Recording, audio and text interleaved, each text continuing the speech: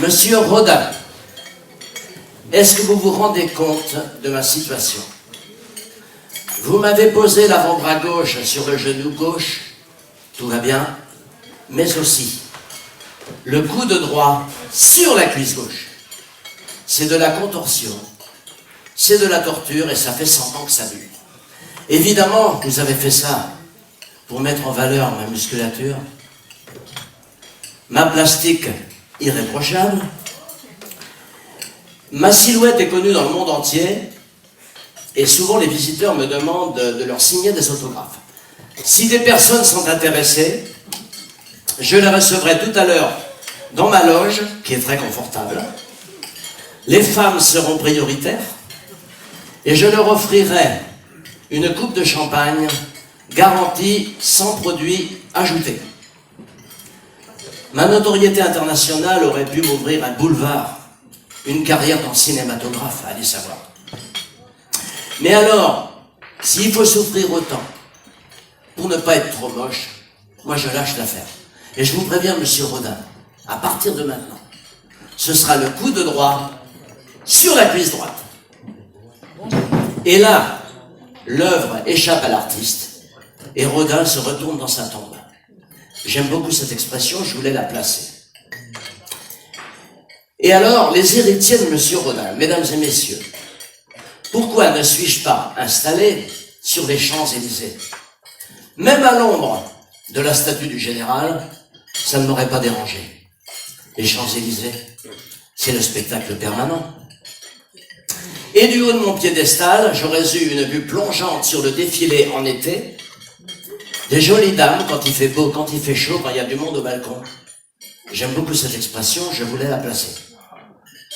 Et le 14 juillet, je me serais sapé comme il faut, et je serais allé au bal pour draguer les filles avec un couteau dans la poche, pour le cas où je serais offensé par un rugbyman. Alors il y a un journaliste de gauche, pléonasme à 90%, 95%, 99%. Bon allez, je vous le fais à 95%. Ce journaliste, à qui l'on donne le bon Dieu sans confession, nous a suggéré d'une manière innocente, méfiez-vous des rugbymen dans les soirées dansantes. Moi j'attends leur prochain calendrier, et je suis toujours dans les jardins du musée Rodin, sur la rive gauche de Lyon.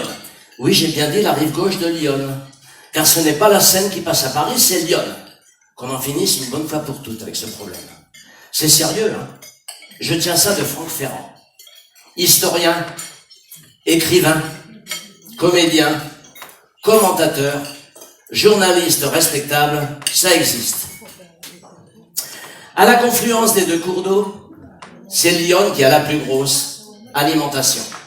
Mais la Seine avait le bras plus long.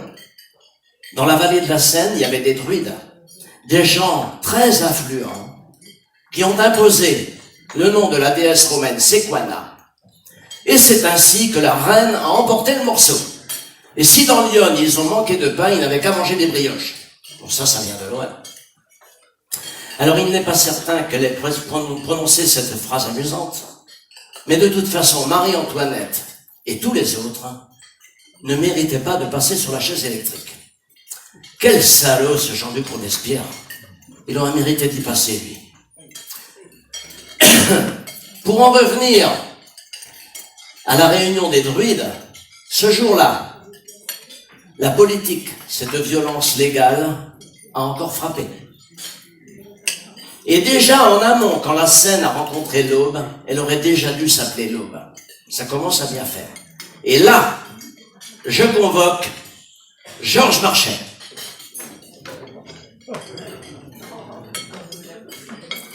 C'est un scandale. Taisez-vous, El Kabash.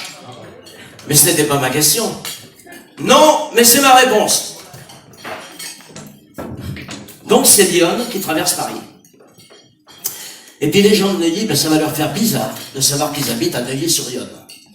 Parce que la Seine, c'est chic, la Seine, c'est talons aiguilles, costume 3 pièces, les grands boulevards, l'Opéra Garnier, la sémillante Mademoiselle Eiffel, la flamboyante Notre-Dame, et Bercy qui nous coûte un pognon de dingue avec ou sans notre accord.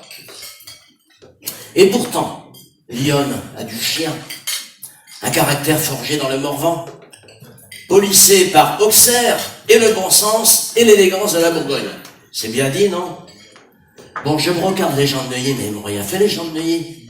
Si, quand même un peu. Ils sont quand même un peu trop riches.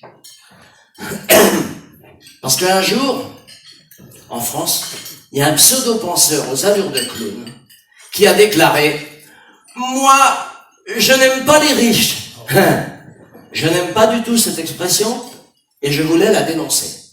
Ce pseudo-penseur aux allures de clown aura quelques impasses à son nom. Et la rue du Cirque sera rebaptisée rue du Clown à la Vespa. Je suis allé voir rue du Cirque, je suis allé vérifier, j'ai vu beaucoup de scooters. Si ça se trouve, la Fédération française des clowns à scooter a son siège là-bas. Ça s'invente pas ces choses-là. Et moi, comme un citoyen très moyen, je l'ai approuvé, le clown. Et pourtant, vous savez, il y a de la misère partout. Même à Neuilly. Surtout à Neuilly. Dans la logique du « j'aime pas les riches », eh bien, il y a quelqu'un à Neuilly qui risque de finir avec un bracelet à la cheville. Pour en revenir au jardin du musée Rodin, la vie y est très pénible, paisible. Lapsus révélateur. Il y a deux choses qui sont pénibles. Tous les matins, les agents d'entretien viennent me nettoyer les doigts de pied. Je vous garantis que c'est pas facile de garder son calme. Pour l'instant, ils n'ont pas osé toucher à d'autres parties de mon anatomie. À mon avis, ils doivent être impressionnés. En toute modestie, évidemment. Et aussi les pigeons qui se posent sur mon épaule ou au sommet de mon occiput. Et je vous laisse imaginer ce qui en découle. J'ai voulu attirer votre attention sur la condition des penseurs à travers le monde. J'espère que je ne vais pas finir comme Gandhi ou Martin Luther King. Et I have a dream. Un jour, je vais me lever. Un jour, je vais marcher. Et peut-être même